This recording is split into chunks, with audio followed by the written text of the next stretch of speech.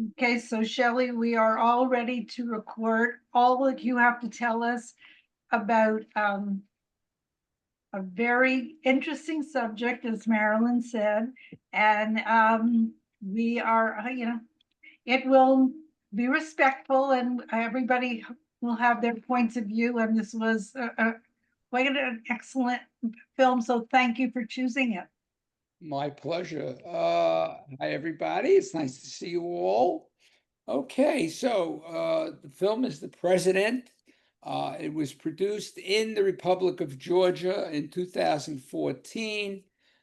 But before I even get into the film, I have to talk to you about the director. His name is Mohsen Makhmalbaf.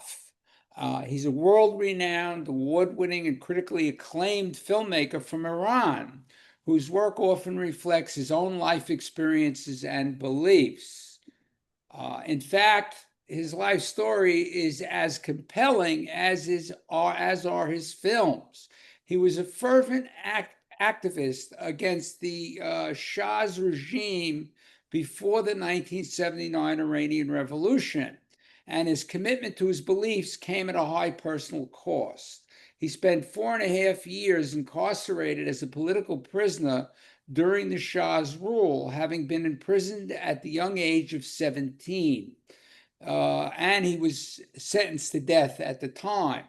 This formative experience profoundly shaped his perspective on power and justice and continued his activism against the subsequent oppressive Islamic government, which ultimately led to his forced exile. After his acclaimed 2001 Iranian film entitled Kandahar, which won many awards around the world, which was a film that explored a woman's journey through war-torn Afghanistan, Makhmalbaf left Iran in 2003. He said his heart no longer beats for one country, and he's gone on to make films in various nations, including Afghanistan, India, Israel, Tajikistan, and the Republic of Georgia, this film. Having spent time in these diverse countries, Makhmalbaf is convinced that people are fundamentally the same everywhere. He believes his stories, which explore shared human agonies and dreams, can resonate with anyone, anywhere. His outspoken views have even led to threats and assassination attempts. The production of The President is a testament to the Makhmalbaf family, as they are a unique collaborative experience, often referred to as a cinematic dynasty. The President was a true family collaboration. The Makhmalbaf Film House is the name of their production company. It began in Iran and continues to make films in Great Britain. His wife, Marzia, co-wrote the script, while his daughter, Hannah, edited it, and another daughter, Samira, worked on the production. His son, Mason, handled production and sound design. Together, they are considered among the most important forces in world cinema as a family. The President takes place in an undisclosed country where the dictatorship of a brutal despot, as you've seen, is overturned, and the united opposition forces have taken the presidential palace. This highly acclaimed co-production from Georgia, France, and the UK centers on this extraordinary love between the evil president and his grandson, who go on the run, posing as street musicians to avoid capture as the bounty on their heads increases to over $1 million. From a momentary glance at a satirical premise, the film quickly gives way to an exploration into the consequences of authoritarian excess. It's a critique on the level of a tale of a fictional character forced to reckon with the unpaid sins that today's living, breathing despots somehow are managing to avoid. The president's ultimate realization is that his downfall was directly attributed to his immoral treatment of his people. Gritty but stylish, this drama showcases the dark side of human nature and the distressing horrors that escalate during a revolution. The film echoes events that have taken place in many countries in the past and are unfortunately taking place even now. There are common threads that exist no matter where the events take place, leading to a collapse of a dictator's government. Being made in 2014, it's understandable that the Arab Spring directly influenced the film. However, Mark Malbaf's concerns are not exclusively tied up with uncovering the depravities of the powerful. He is also intensely interested in the post-regime world.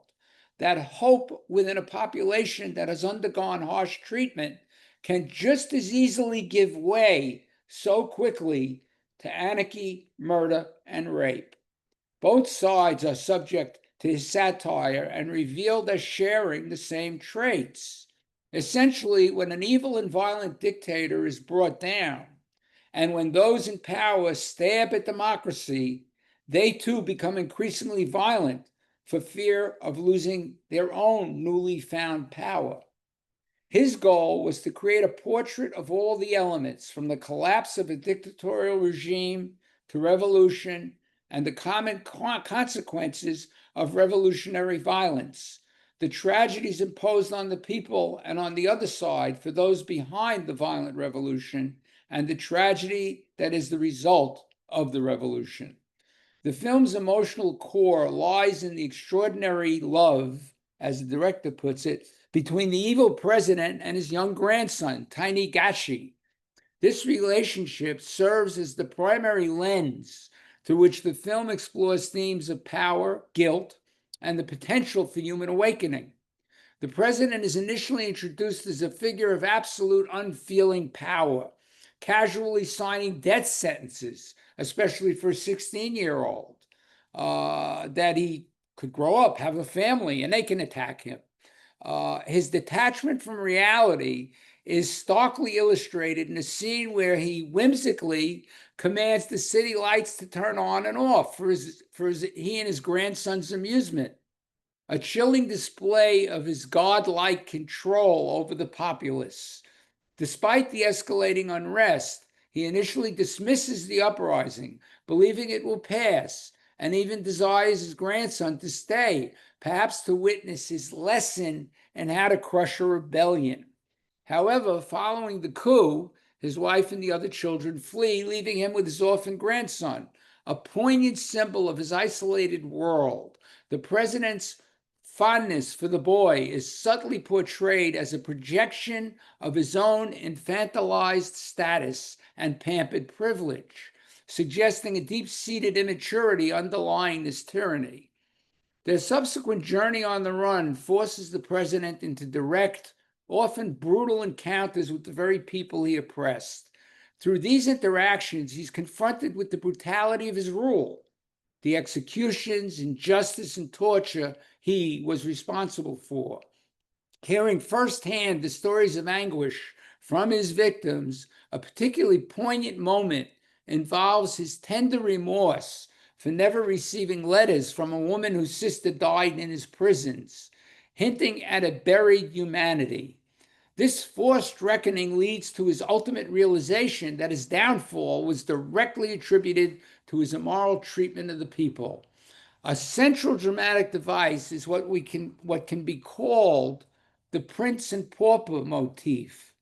The once omnipotent leader and his privileged grandson are reduced to destitution, forced to steal clothes for disguise and pose as street musicians.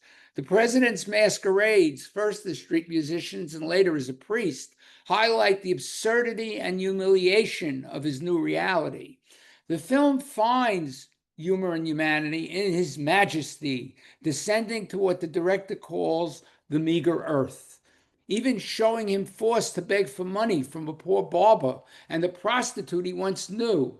This relentless stripping away of his power, wealth, and identity forces him to confront the grim realities of the world he created, leading to a profound sense of regret. The arduous physical odyssey undertaken by the president and his grandson is a profound symbolic, what we would call a demythologizing process of absolute power. the systematic stripping away of his military regalia, immense wealth, and dictatorial identity forces the tyrant to experience firsthand the very poverty, hunger, and suffering he inflicted upon his people. This forced descent into this meager earth serves as a powerful cinematic metaphor for the inherent fragility of power and the inevitable reckoning with its human consequences. It suggests that true understanding of governance and indeed of humanity can only come from experiencing the lived realities of the governed, a stark contrast to the insulated existence of a despot. A despot never goes down to the people. Tiny Gachi, the grandson, is more than a companion.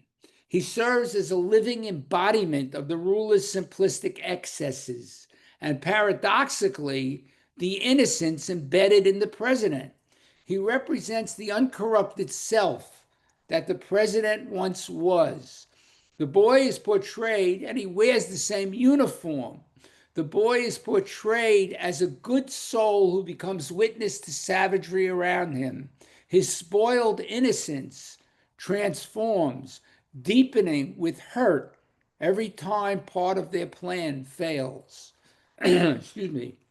Crucially, the child constantly questions the grandfather about the horrors he witnesses.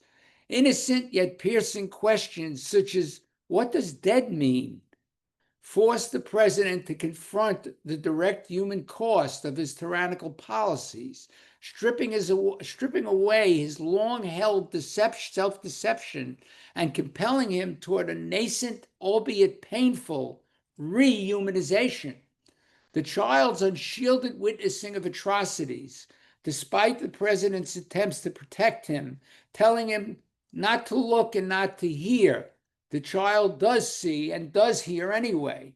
A quintessential satirical moment occurs when the president instructs the boy to cover his ears and face the window to avoid witnessing assumed sexual activity, only for the boy to instead witness a family being slaughtered by rebellious soldiers in the street.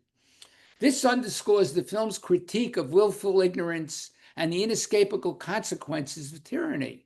This dynamic suggests that true reckoning for a despot comes not merely from external judgment or punishment, but from an internal confrontation with lost innocence, both his own and that of the world he destroyed. The president functions as a sharp critique of authoritarianism, delving into the profound and often devastating consequences of unchecked power. It is described as a critique on the level of a tale of a fictional character, forced to reckon with the unpaid sins, as I said before, that living, breathing despots, and I have to repeat it, somehow managed to avoid. Beyond the dictator's personal reckoning, the film unflinchingly showcases that dark side of human nature and the distressing horrors that escalate during a revolution.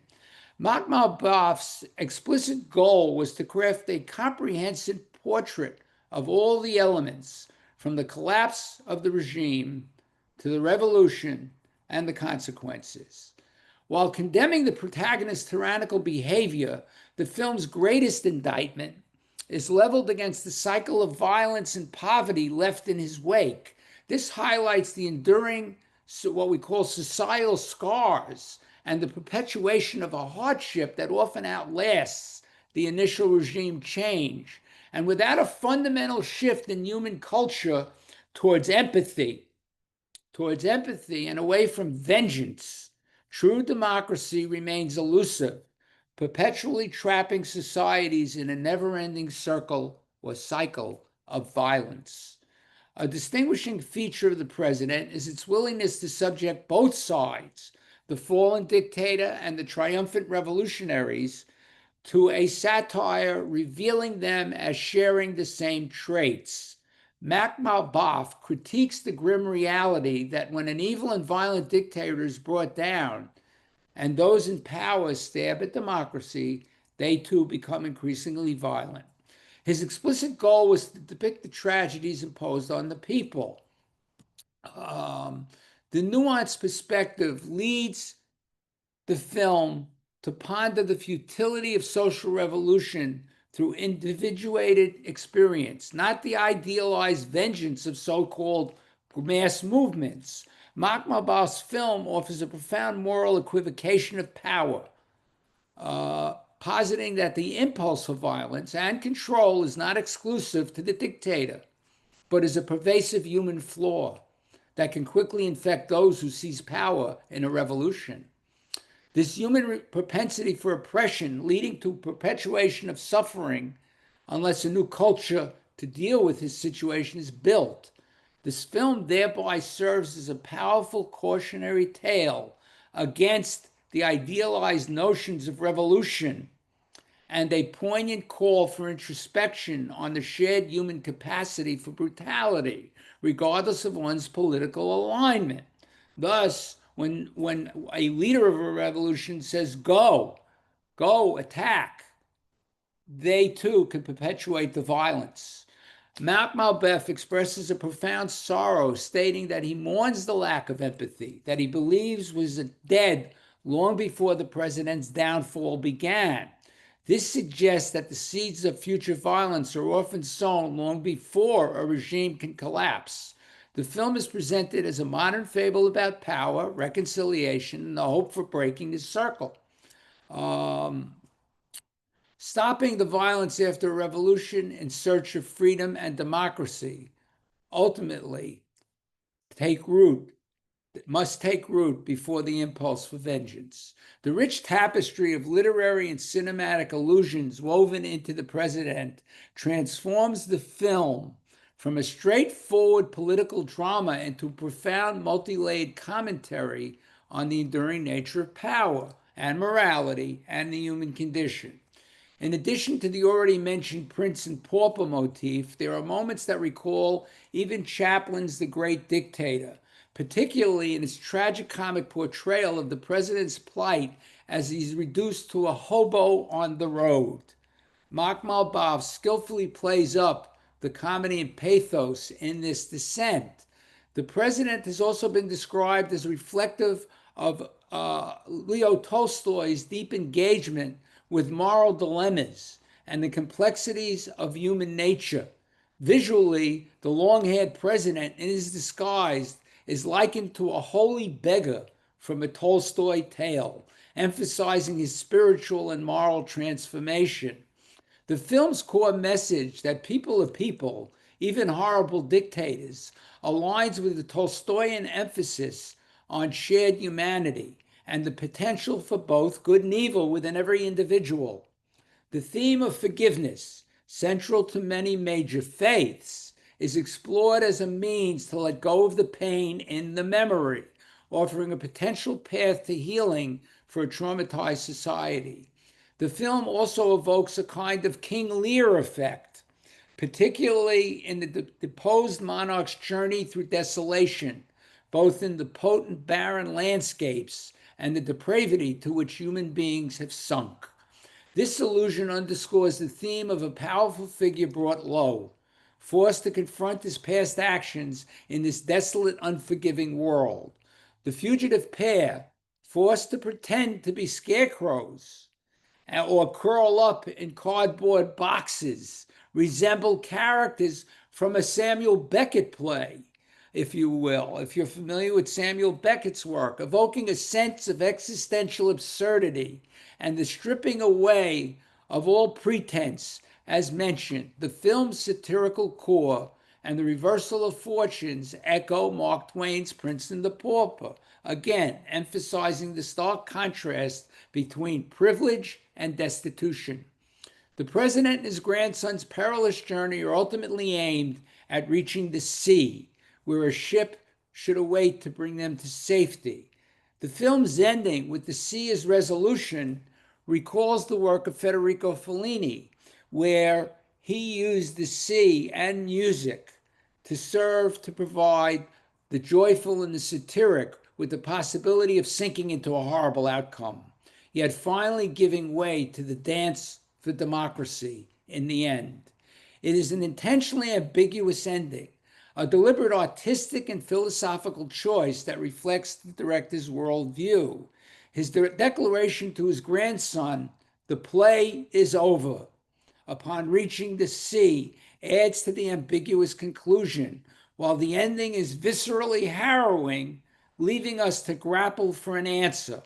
The director suggests the sea is a place of execution and a symbol of eternal truth and love, or even the reunion with God in a religious context, suggesting a deeper, often unresolved spiritual dimension to the film's conclusion.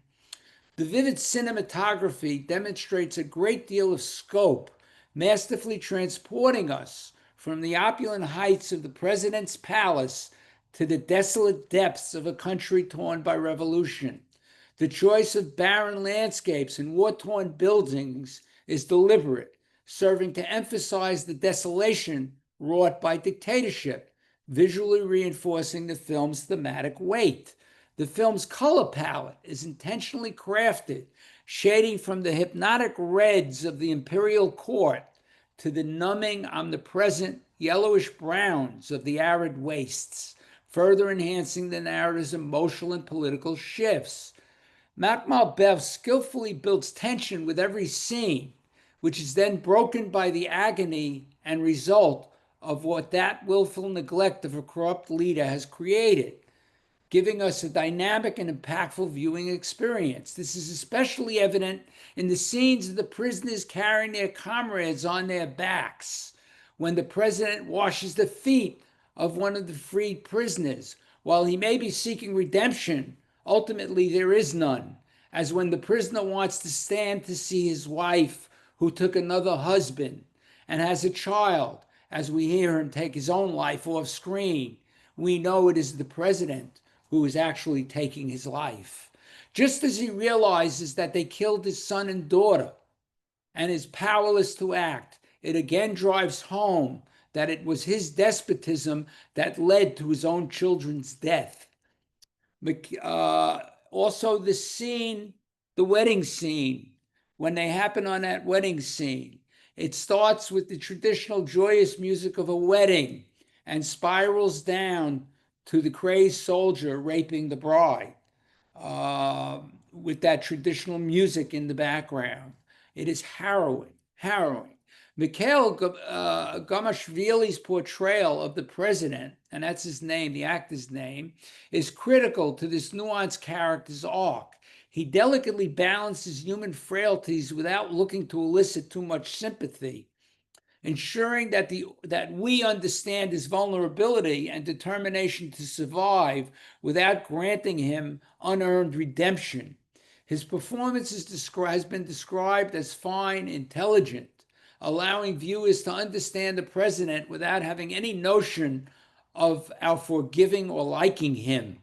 The film ultimately posits that power corrupts and that the potential for evil and violence isn't something that only monsters are born with, challenging simplistic notions of good and evil. There are moments that recall, as I said, the great dictator, Bertolt Brecht, and Samuel Beckett. Dashi Oreshvili, who plays Gachi, his wide-eyed transformation as the grandson, spoiled innocence with a childlike eagerness and certitude, deepens with hurt every time something goes wrong. And he too bears witness to the result of his grandfather's actions. Although he has crafted a satire with a bold, uncompromising view at the price of despotism, ultimately, to reiterate, Malbaf imparts that democracy cannot take root before the impulse for vengeance is gone. Before the impulse for vengeance is gone. This is a challenging film. It works on so many levels. It is also a relevant film of what happens when someone strips away all the paths to democracy, all the machinery that makes democracy work, and leaves the people no chance but to rebel. But as Makhmalbaf says, we have to be careful with the rebellion. We can become just as evil and replace one despot with another. There you have my take on the film, as according to others as well as myself. And now I'd like to hear what some of you think of the film and how you felt about its message and its relevance. One has to think that what's been happening here the last few days it echoes in certain ways what this film is all about.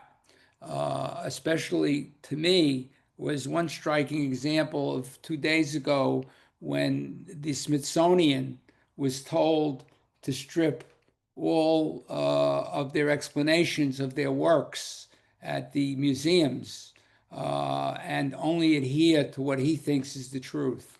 So I will leave it to you now to discuss. Who would like to go first? Somebody out there?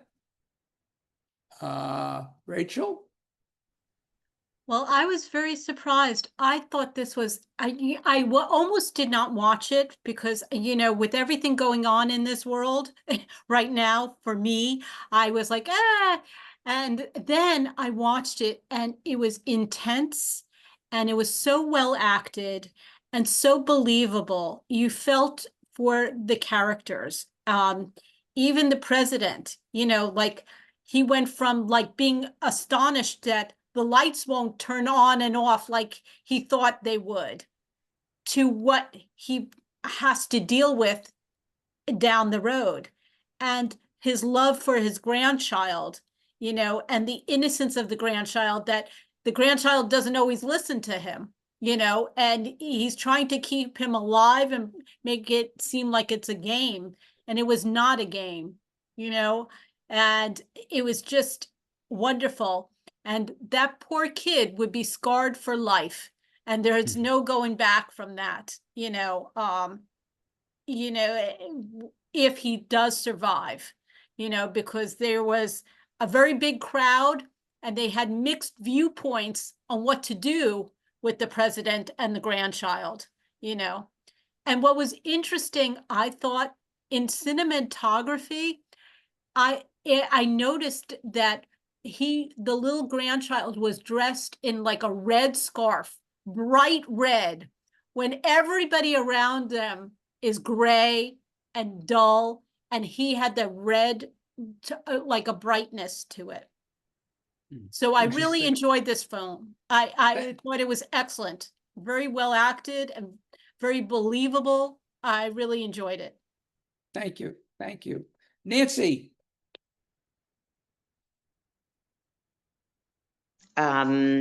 Well, I ended up watching it on my phone because I couldn't get it anyplace else. But it was, it was fine because the important facts were driven home quite well.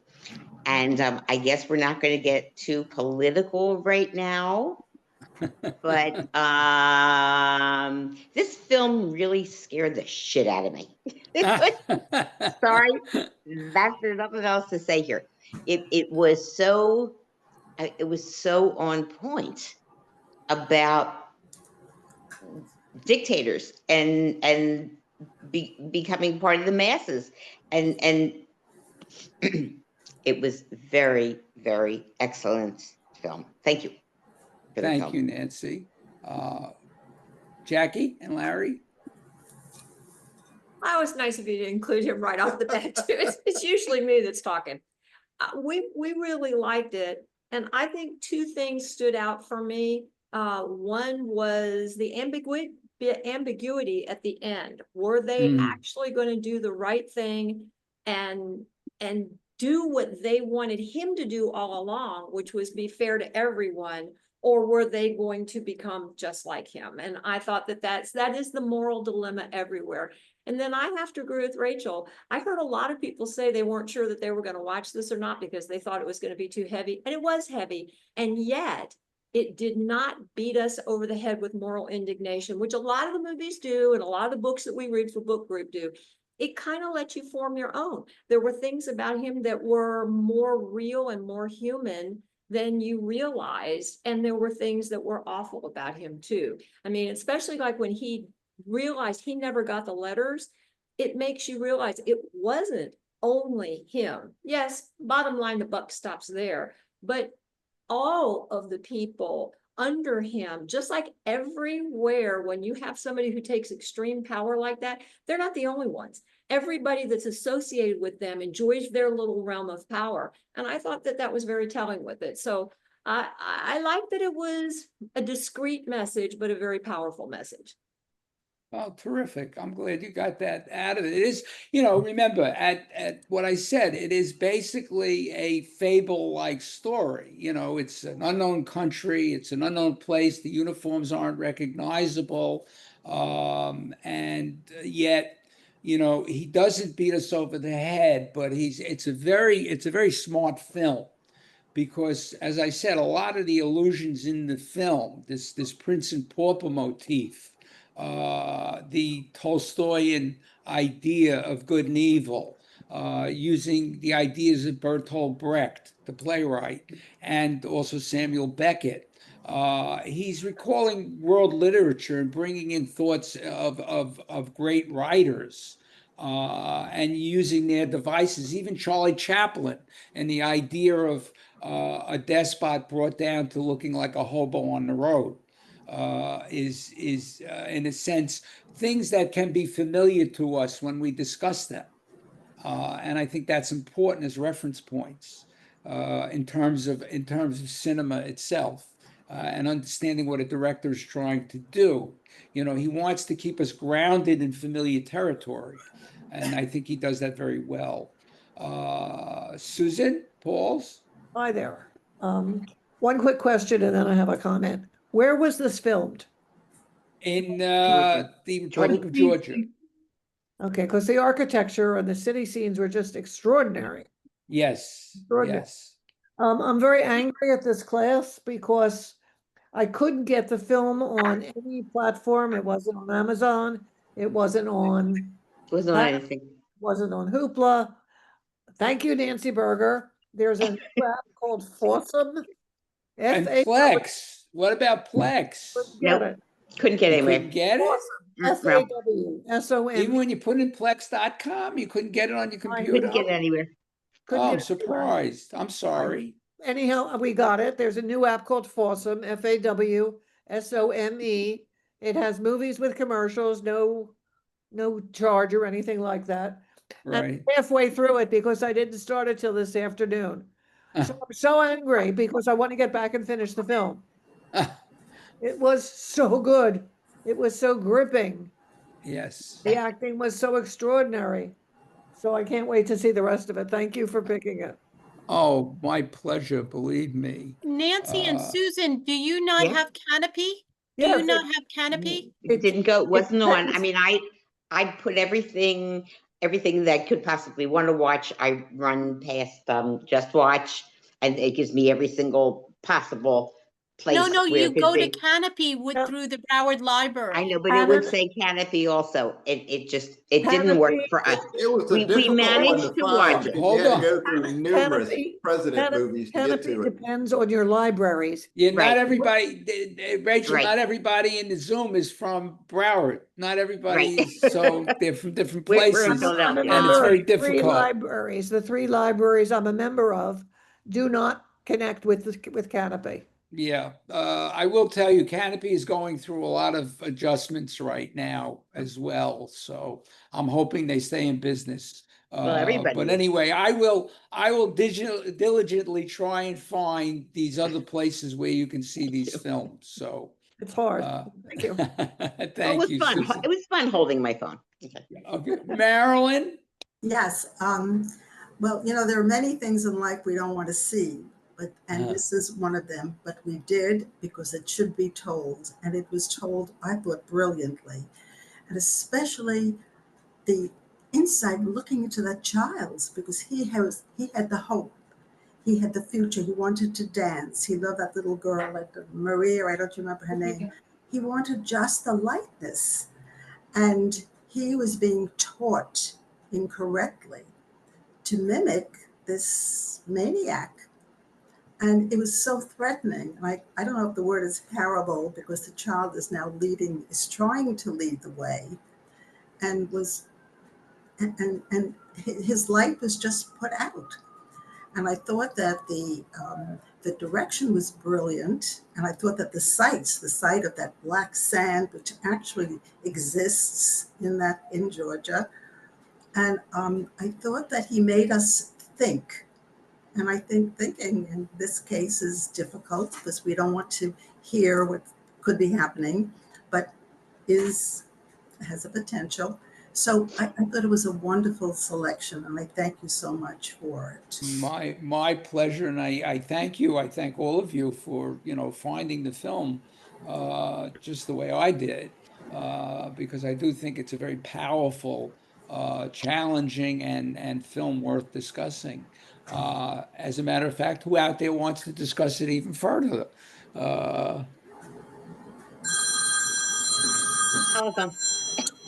Somebody's calling us. Somebody. Jackie, which one? It's me this time. I Okay, was gonna good. say, something that's interesting to me is clearly he didn't come from this wealth and this background, because he knew what the street people were about. He could sneak his way around. He knew what it was right. So the reality of that one is he came from a common man and became what he was. What about the leaders that are out there that didn't come from a common man and never even known what reality is? That's what really is scary to me. It's a great question, but you know what? A lot of them do come from reality, but then they distance themselves from that reality, because they seek power. You know what we say, power corrupts, absolute power corrupts absolutely. And that's a despot seeks absolute power. But you're right. He probably did come from down below. But then he rose up there and separated himself and pretended, becomes a pretender.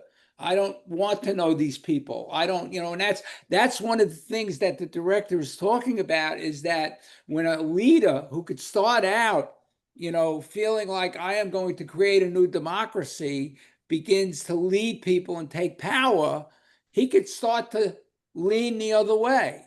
He could start to, take that power and distance himself from the people and destroy his own country. I mean, this is what happens. This is what we've seen it happen. We've seen this cycle in history in the last century, and we've seen some of it in this century. We see what's going on in Ukraine. I mean, if we want to talk about a particular war, we see how those in power just seek to grab more and lay waste to their land. I mean, it was interesting when you see the scenes with the men that they're carrying on their backs, the prisoners, and you look at that, it's like a vast wasteland. It's like an apocalyptic wasteland that they're left in. That they're carrying them, and the house, that he goes to is standing out there in the wilderness. It was very, as I said, it's very Samuel Beckett, Waiting for Godot, these kinds of ideas, these surrealistic, absurd looking scenes, but yet they get to the heart of what this is all about and what this man created. But to your point, yes, they come from there. Those that don't come from there, well, they're already corrupt. They're already corrupt. But there are those that learn to be corrupt by assuming power. So we get both. Thank you. Anybody else? Got to be somebody else. Nobody else is that. Karen, you don't have anything to say? You got to unmute.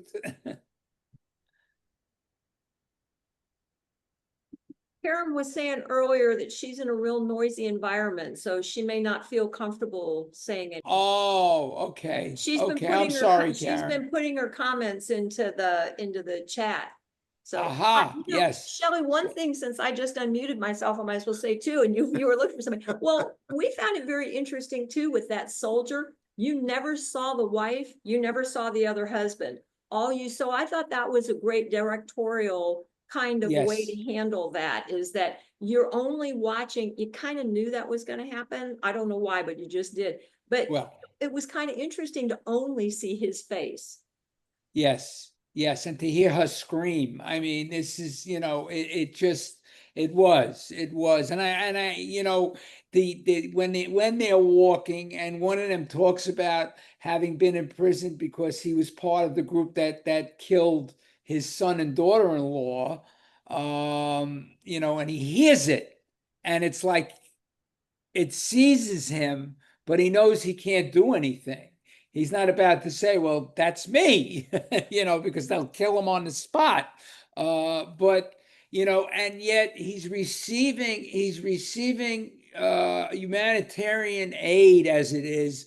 The guy on the cart, takes him and seats him on the cart, and they're taking him along with them. That, he gets, is this going to have this effect on him? And he's silent in the end. It's as if he knows, what am I going to do? When they put the noose around his neck, and we're sitting there, and like hoping that they don't hang the little boy. And and that one voice argues and says there has to be compassion. You can't do this. Then we're just like them. We're just like them. This is the battle. This is the battle we all go through. Marilyn. The thing that was really scary is how universal this was. This Yes. might have been from an Iranian director in Tbilisi, Georgia, but this is so universal. It could take place in places that you never would have thought would have been a concern. And does it matter if the person comes born with a silver spoon in his mouth or born in the slums? Ultimately, it's seeking power, finding power, and becoming power crazy. And whoever suffers is not a concern of the lack of empathy, regardless of where they come from, and the lack of knowledge of what they choose not to even want to see. Yes. It's scary for worldwide. That's Absolutely. Absolutely. And It is frightening. Yeah, because you see these things and you say, oh, well, it can never happen here. Well, I mean, in the West, and it's not true. Yeah, well, it can happen anywhere. Absolutely, absolutely. This is what he talks about. Now he comes to this so honestly because, as I said, he was jailed at 17 because he was rebellious against the Shah's regime, and he was being beaten by the police, and he stabbed the policeman, and he was sentenced to death. Fortunately, the revolution happened within the time that he was waiting in prison to be executed. And when the revolution happened, he got out and he became part of the Islamic Revolution until he realized they're just as despotic as the one they replaced. This is why he can write a film like this. He's lived this. He's lived this. He's seen this. He's seen, a so-called revolution to overthrow what they considered a despotic Shah with the secret police and everything else. And they got him out, and then they got something worse. And he realized that while he was making his films in Iran, and they were putting more and more control over him. And he finally got out in 2003 with his family. And I will tell you, his family it's incredible. His daughter, when his daughter was 17, she did her first film called Blackboards, which was shown at Cannes. She was the youngest director ever to have a film shown in the major program at the Cannes Film Festival. So this family is quite talented. And if you look up their films, you'll see. I mean, they've made some really, really interesting films. Anybody else? Anybody else have anything they'd That like little to? boy who was absolutely delicious, the grandson, Oh, I mean, where did they find him? Was he somebody's, was he an actor? Did he ever go on to, do you ever know anything about him? He was- no, it's very hard when they come from a place like the Republic of Georgia to trace the kid. I could, I couldn't find anything on him. So no, I know that the president himself is a very popular actor. He's acted in many films, and he was terrific. But anyway, I saw Sandra, you had something? When we read the credits, there were a lot of people with the last name ending in Ville or something. Are they all? Yeah, that's Georgian. Yeah, that's Georgian. That their names and Vili, Akashvili. That's Georgian names. That's what it's derived from. So most the whole Yeah. cast probably was Georgian. It just evoked Syria and Arafat and all these guys, It was definitely. interesting how it started, though. It was so beautiful and it was fairy-like with all the lights and the crystal effect and everything, and then it deteriorated. So Yes. interesting film. Yes. Yeah. Okay. Anybody else? And Karen, come on in. The noisy people left. Okay, good. I did want to make one comment. The bride, what she said to the people, she was so angry. Nobody helped her. Nobody protested.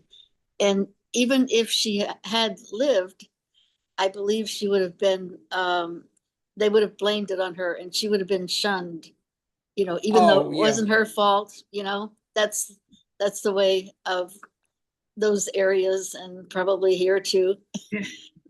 Blame the victim, but which is why she said, "Shoot me," and Right. they do shoot her because it's a dishonor. Right. That you cause this, so therefore you dishonor the family, so they kill. Right. Yeah, it's a twisted logic, a twisted barbaric logic that we see. Definitely. Well, anyone Shelley? else? Yeah, Nancy. I just think you're not getting all the comments because it was so powerful. It was so out there. And it was almost self-explanatory. Yeah. In terms of what happened. And like I said, it scared the bejesus out of me. Because it's just too close. It's here at home, near Philadelphia. It's close. And I think if there's any way to get a film like this into full distribution, that would be great. Or even if you get it on Netflix so people can see it on Netflix, because this is a very poignant film. I mean, there is just no doubt about it. Well, it's on a few streaming platforms, and we can't get Kanopy here, but it's on, as I said, Plex and the one you found. Is it on Plex? And I think Yeah, it's a matter of, Okay. this is why I do this. Now it's your turn to tell people, there's a film we saw, and I think you should see it. It's the word of mouth is a powerful transmitter. Oh, yep. So Yep. Totally. Yeah. All right, Jackie? I think unfortunately what Nancy said is, wait, it wasn't going to come out right, Nancy. I was going to say, unfortunately, what Nancy said is very true. And that's not really how I meant it. Unfortunately, while that's very true that this kind of movie needs to get out there, I think the people who really need to see it are the ones that wouldn't watch it anyway. Yeah, It's not that kind of film. Oh. So Well, Nancy, I agree with you, but I just think that it's kind of. Yeah, you're right. You're probably right. I will be honest with you. I Preaching think to the choir. exactly. Nancy, Jackie, all of you, I think what's important is that, yes, it is, but I think that the people that should be seeing this should be disseminated in college classrooms. Young people should be seeing this film and understanding, that they're studying these things and understand. And this film becomes an emblem of all of that. to drive that reality home and create that discussion. Look, I had this discussion today with another film, is the fact that we don't, we, meaning us collectively here in this group, remember back when college students were all unified during the Vietnam War. We were all unified during the conventions. Students were unified around this country. What we were not being told about the war, what was going on, and everything else. And we don't see that today. We don't see that unity. And unfortunately, I will be honest, to threaten universities by taking away their funding keeps that conversation muted. Then you can't have that conversation. And this is, so let's look at these realities and understand how they may not be what it's like in the film, but they're realities that affect us nonetheless. That can threaten us. Yes, Sandra. Yeah, we have a scary situation up here in Canada, in Toronto. The TIFF Film Festival is coming shortly, and one of our Canadian producer directors produced a film that was accepted about Israeli, I can't remember his last name, Tobin. October 7th. From October 7th, about October 7th. Oh. And his journey to try to find his son. And yesterday, 2 days ago, it was pulled because they're afraid Hamas might object to it. Can you believe? Like, this is scary stuff. Yes, I know the film you're talking about, and I know the director of Barry the film. Average? Is this Average? no. No, he's the producer, I guess. Yeah. It's a young man who went to school with my daughter, but he has won awards for the film in Germany and here in the US in New York. They've gotten threats with the film.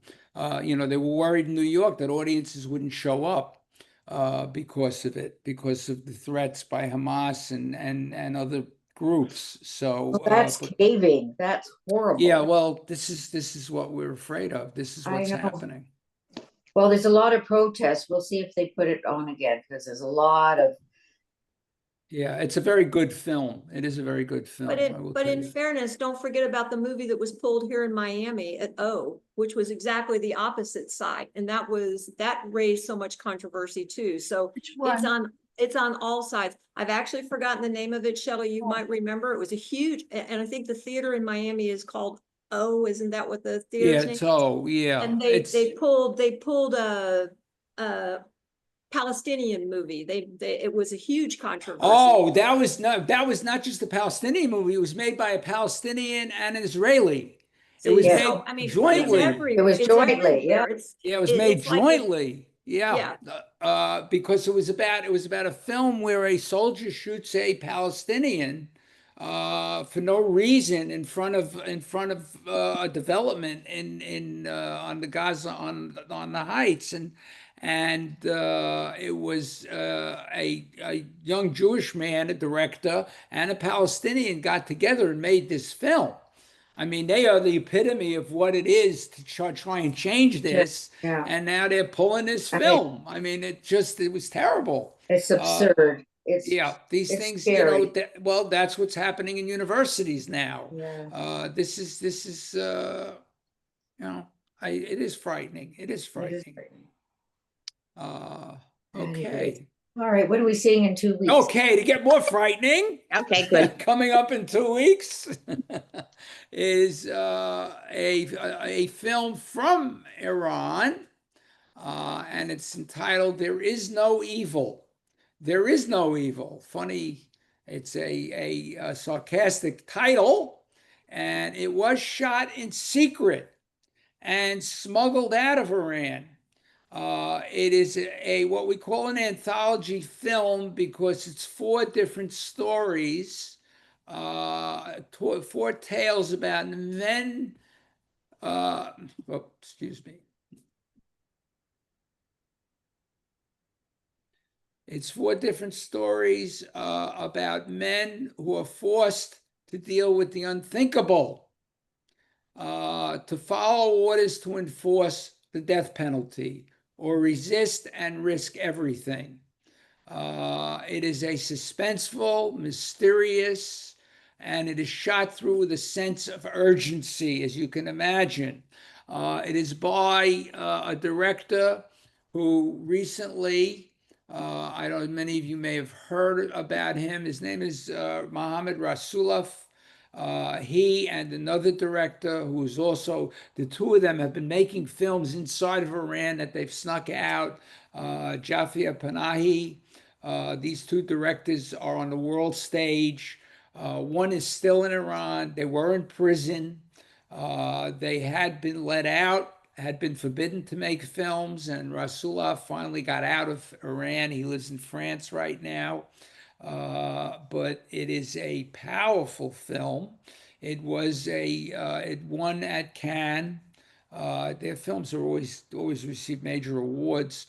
The cinematography is incredible. The acting it's, and I want you to think of something as you watch it. Think about these actors are in Iran and they made this film. Imagine if the government finds out who they are, if they're still there. I mean, this is one of the things we have to think about, that these actors bravely make these films is incredible. So that's coming up, I just wanted to pair these 2 films from 2 great Iranian directors this month. And I hope that There Is No Evil moves you just as strongly as this film did. And I think it will. So Thank is there you any so other much, Shelley. comments you have before we disperse? Can you like sing us a bedtime song or something so we could get to sleep tonight? Yes, we will. We will be leaving Iran after this month. Stop the recording.